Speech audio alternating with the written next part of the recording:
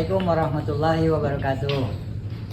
Selamat pagi dan salam sejahtera untuk kita semua. Puji syukur kita panjatkan kehadirat Tuhan Yang Maha Esa, karena atas rahmat dan karunia-Nya kita dapat berkumpul dan mengikuti kegiatan pembelajaran pada hari ini. Kami adalah mahasiswa Unindra, program studi pendidikan ekonomi, ingin memenuhi tugas mata kuliah strategi belajar dan pembelajaran. Perkenalkan, kami dari kelompok 5, saya Debi Susanto akan berperan sebagai guru. Saya Abdul Bagas Pangestu sebagai pemeran mahasiswa nomor 2. Saya Andi Mulyadi sebagai pemeran mahasiswa nomor 4. Saya Dina Livia sebagai pemeran mahasiswa nomor 1. Saya Siti Musayana sebagai pemeran mahasiswa nomor 3. Pada kesempatan ini, kami akan menampilkan video pembelajaran mata kuliah ekonomi dengan menggunakan metode pembelajaran studi kasus atau case study. Melalui metode ini, kami akan membahas sebuah fenomena ekonomi yang terjadi di masyarakat, kemudian menganalisis penyebab, dampak, serta solusi berdasarkan konsep-konsep ekonomi yang telah dipelajari. Kami berharap video pembelajaran ini dapat menambah wawasan, meningkatkan kemampuan berpikir kritis, serta membantu memahami penerapan ilmu ekonomi dalam kehidupan sehari-hari. Selamat menyaksikan, semoga ini bermanfaat. Terima kasih. Wassalamualaikum warahmatullahi wabarakatuh. Assalamualaikum warahmatullahi wabarakatuh. Waalaikumsalam warahmatullahi wabarakatuh. Hari ini kita akan melanjutkan diskusi pembahasan sebelumnya ya, terkait pengaruh program makan bergizi gratis terhadap harga sembako. Oke, sebelum kita melanjutkan pembelajaran hari ini, ada baiknya kita bersama-sama menyaksikan video berikut.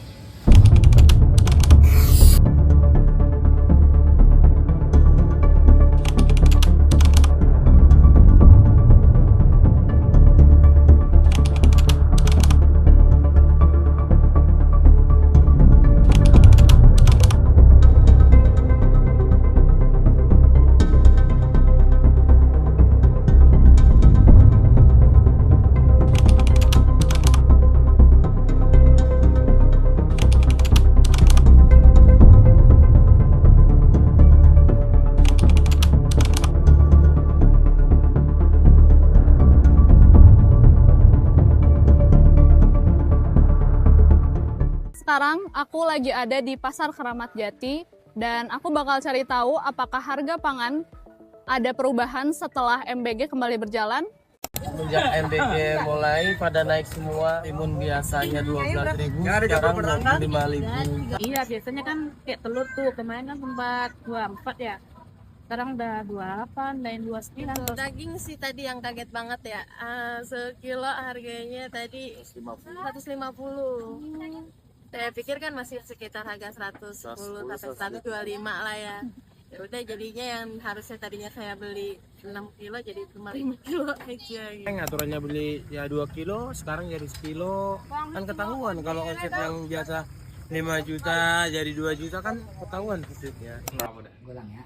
Baik, setelah kita menyaksikan cuplikan video tadi, kita akan lanjutkan diskusi hari ini.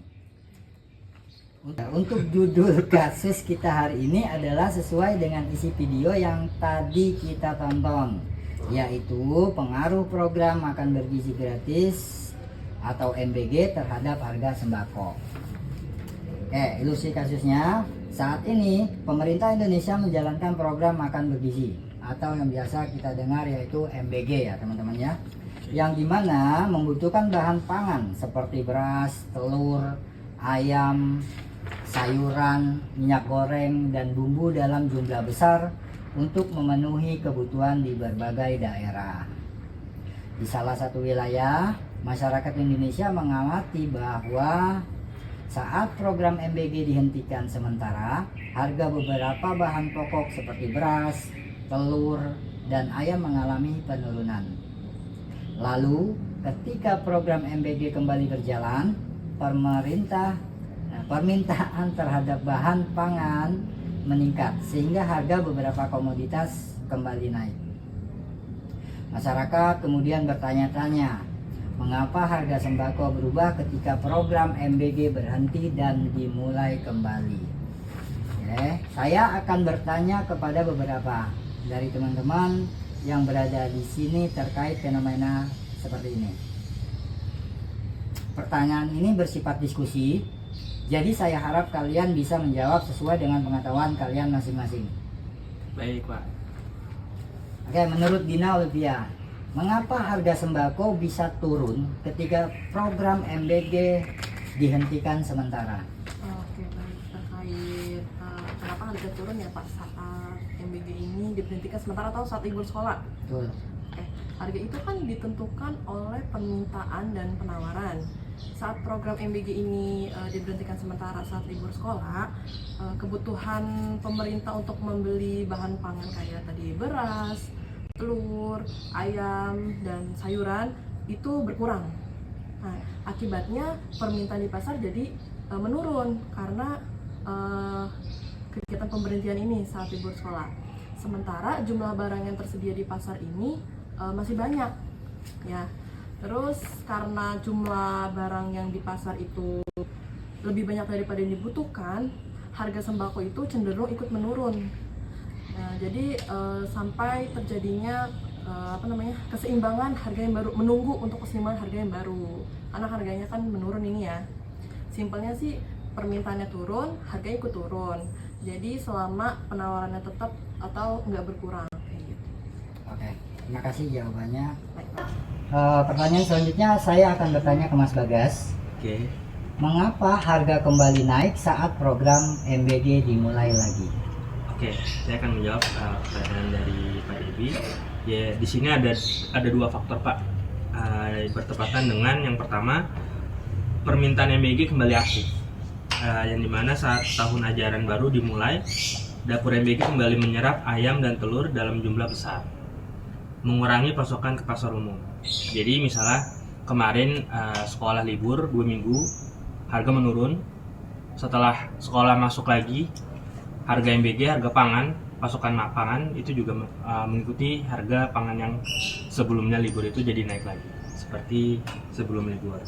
Ada juga yang kedua, berakhirnya di bulan Suro, Pak, yang dimana bulan Suro itu banyak permintaan turun karena minim hajatan atau pernikahan, mau pernikahan kita atau pernikahan hajatan seperti orang-orang biasanya pada umumnya. Setelah bulan Suro usai, permintaan pulih kebersamaan dengan MBG.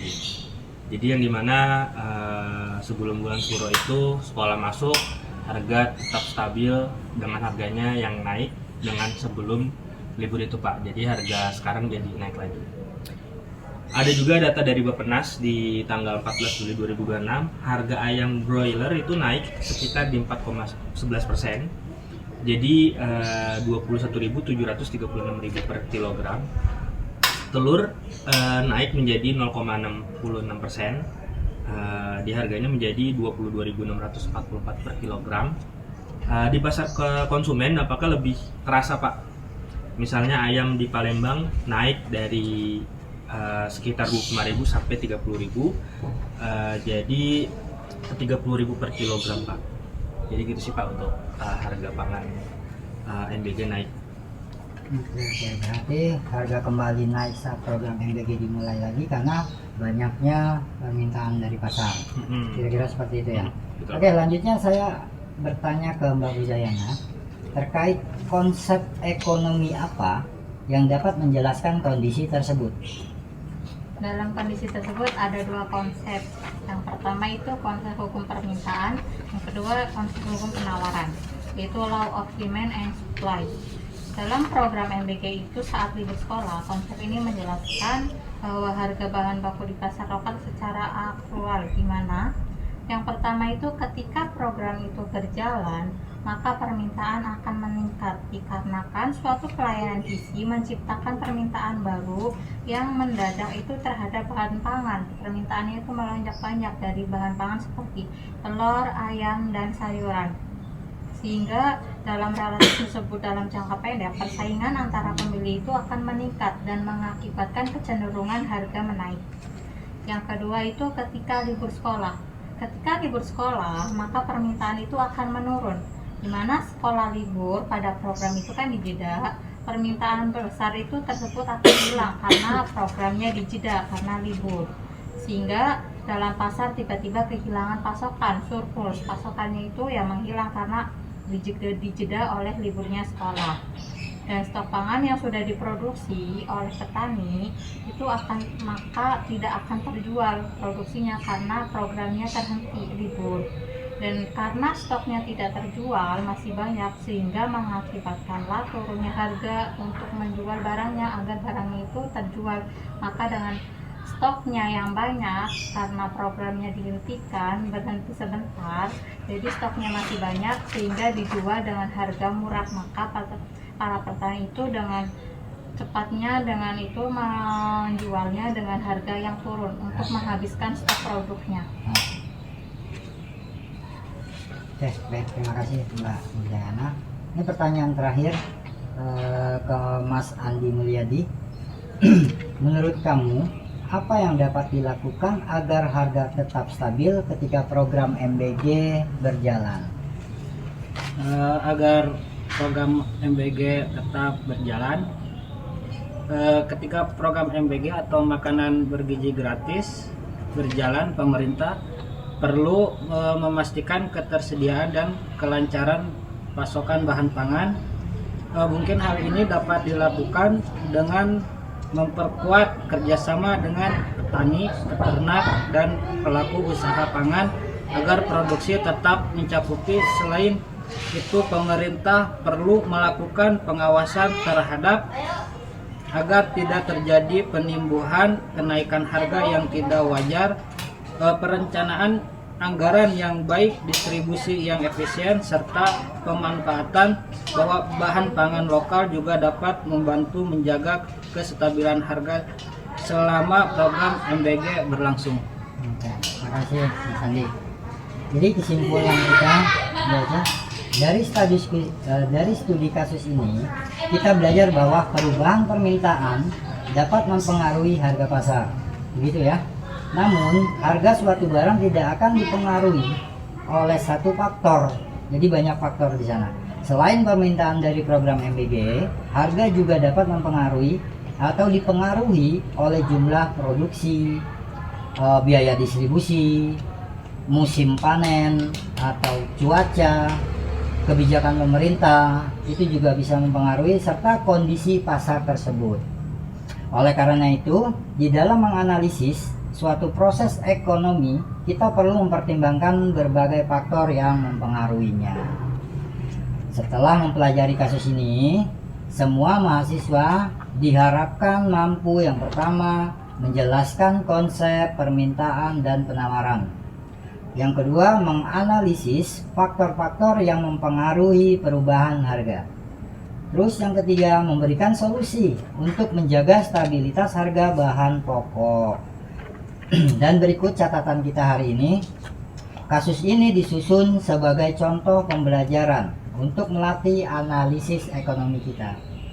Dalam kondisi nyata, perubahan harga sembako perlu didukung oleh data pasar karena dipengaruhi oleh banyak faktor tadi, sehingga tidak dapat kita simpulkan bahwa perubahan harga semata-mata disebabkan oleh program MBG.